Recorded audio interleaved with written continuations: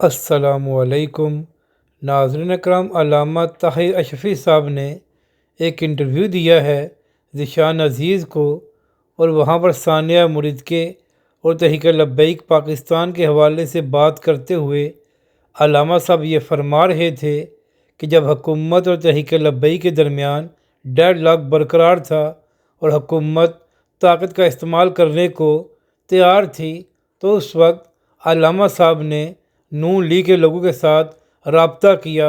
اور کہا کہ تحریک لبیک کے ساتھ مذاکرات کیے جائیں تاکہ جانی نقصان نہ ہو۔ اس کے بعد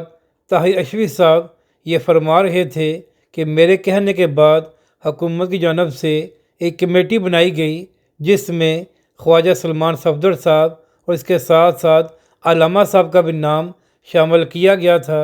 اور اسی طرح تحریک لبیک پاکستان نے بھی ایک کمیٹی بنائی، اور جب حکومت اور تحریک لبیک کے درمیان مذاکرات ہوئے تو تقریباً معاملات حل ہو گئے تھے۔ اور جب تحریک لبیک پاکستان کی کمیٹی واپس مرید کے لانگ مارچ میں گئی تو وہاں سے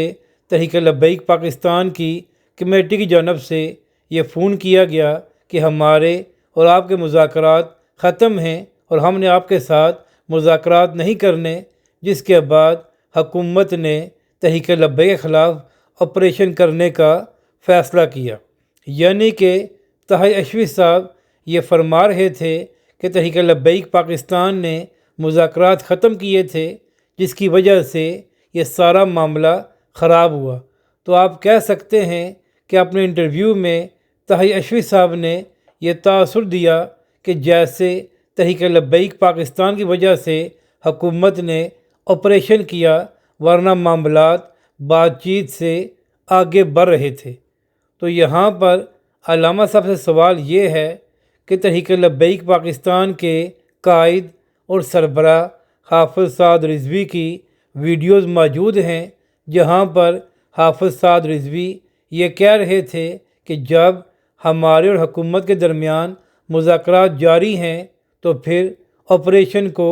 کیوں شروع کیا گیا ہے۔ اس کے ساتھ ساتھ حافظ سعد رضوی نے یہ بھی کہا تھا کہ جب ابھی تک ہماری کمیٹی بھی واپس نہیں آئی تو پھر ہمارے خلاف طاقت کا استعمال کیوں کیا جا رہا ہے، اور یہاں تک کہ حافظ سعد رضوی نے یہ بھی اعلان کیا تھا کہ ہماری مذاکراتی کمیٹی خود مختار ہے، وہ جو بھی فیصلہ کرے گی ہمیں منظور ہوگا، تو لہٰذا طاقت کا استعمال نہ کیا جائے۔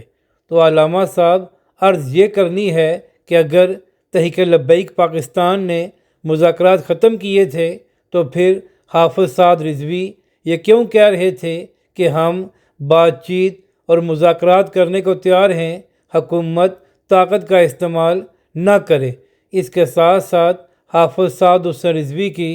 ویڈیوز موجود ہیں، جہاں پر تحریک لبیک کے امیر اللہ اور رسول کے واسطے دے رہے تھے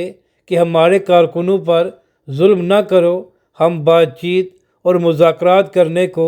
تیار ہیں۔ تو لہٰذا علامہ صاحب آپ جو کچھ مرضی فرما دیں، پورا پاکستان جانتا ہے کہ مذاکرات کرنے کو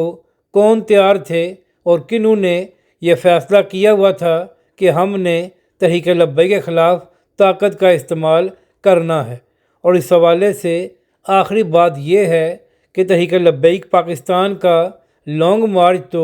10 اکتوبر کو شروع ہونا تھا، تو پھر حکومت کی جانب سے 8 اکتوبر کو ہی تحریک لبیک پاکستان کے مرکز پر پولیس کیوں بھیجی گئی تھی اور وہاں پر شدید ترین شیلنگ کیوں کی گئی تھی۔ اس کے ساتھ ساتھ حافظ سعد حسین رضوی کے اہل خانہ کو بھی گرفتار کیا گیا تھا، اور یہ دونوں واقعات اس بات کا ثبوت ہیں کہ جان بوجھ کر معاملات کو کون خراب کر رہا تھا اور کون مذاکرات اور بات چیت کرنے کو تیار تھے۔ تو لہٰذا علامہ صاحب آپ کی باتوں سے کوئی فرق نہیں پڑتا۔ حافظ سعد حسین رضوی کی ویڈیوز موجود ہیں، جہاں پر وہ یہ کہہ رہے تھے کہ ہم مذاکرات اور بات چیت کرنے کو تیار ہیں، تو لہٰذا طاقت کا استعمال نہ کیا جائے۔